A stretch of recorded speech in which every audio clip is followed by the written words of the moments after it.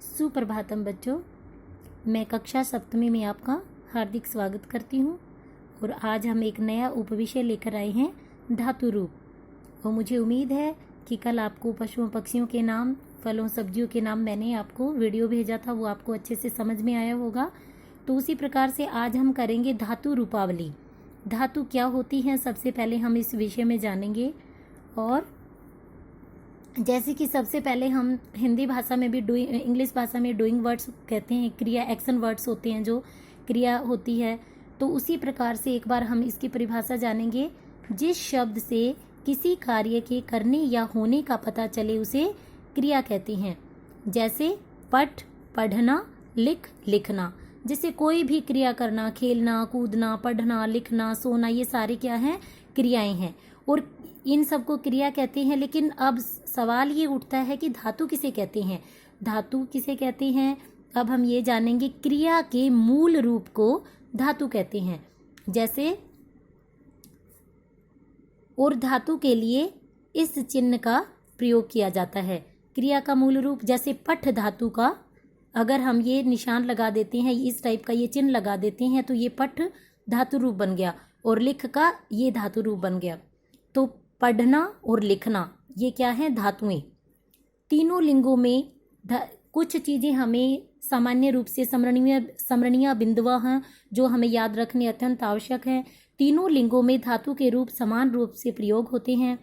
संस्कृत में लकार, अब बात है लकार। अब मैं आपको बोलती हूँ कि लट लकार में लिखिए, लिट लकार में लिखिए, तो आप पूछोगे कि मैम लकार क्या होता है। लकार बोलते हैं काल को, समय को। काल को संस्कृत में लकार कहते हैं।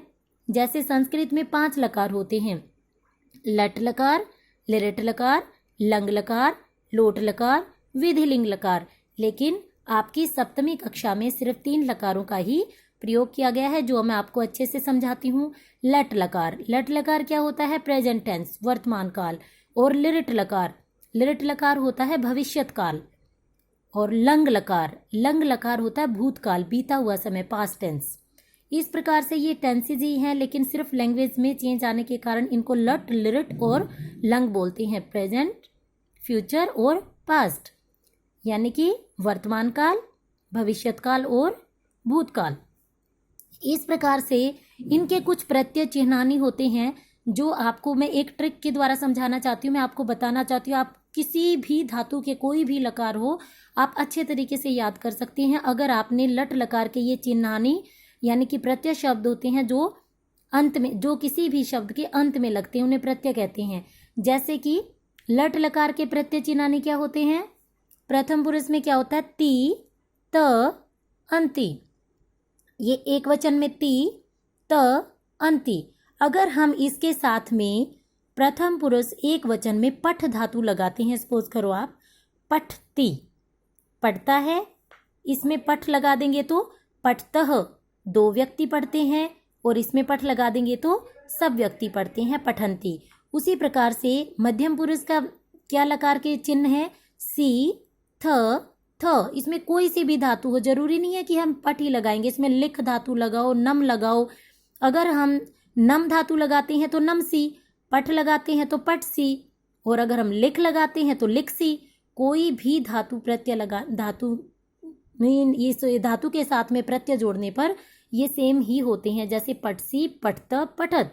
उसी प्रकार से इसके उत्तम पुरुष में क्या होता है, आमी, आव, आमह। इस प्रकार से लिट लकार के भी ऐसे प्रत्यय होते हैं। ये तो हमारे थे प्रेजेंट टेंस के चिन्ह। अगर हम ये चिन्ह याद करेंगे तो हमें कोई भी डिफिकल्टी नहीं होगी, कोई परेशानी नहीं होगी, तो हम सारे धातु रूप को आसानी से याद कर सकते हैं। अब है लिट लकार के प्रत्यय। लिट लकार क्या होता है, यानी कि फ्यूचर टेंस, आने वाला समय। इसके क्या चिन्ह होते हैं, इष्यति, इष्यतः, इष्यन्तिः, इष्यसि, इष्यथः, इष्यत्, इष्यामि, इष्यावः, इष्यामः। कुछ धातुएं ऐसी होती हैं जिनके साथ में ये वाला स लगता, सयति, सयथ, सयन्ति, सयषि, सयथ, सयत्, श्यामि, श्याव, श्याम।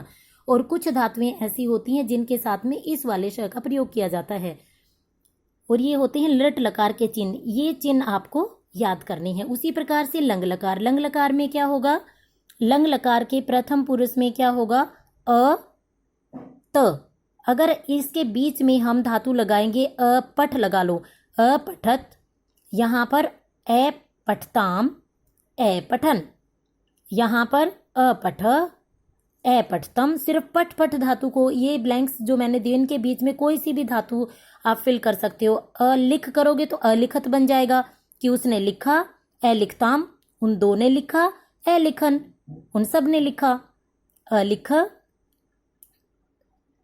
त्वम तुमने लिखा, ए लिखतम तुम दोनों ने लिखा, ए लिखत तुम सब ने लिखा। तो इस प्रकार से ये रूप बनते हैं।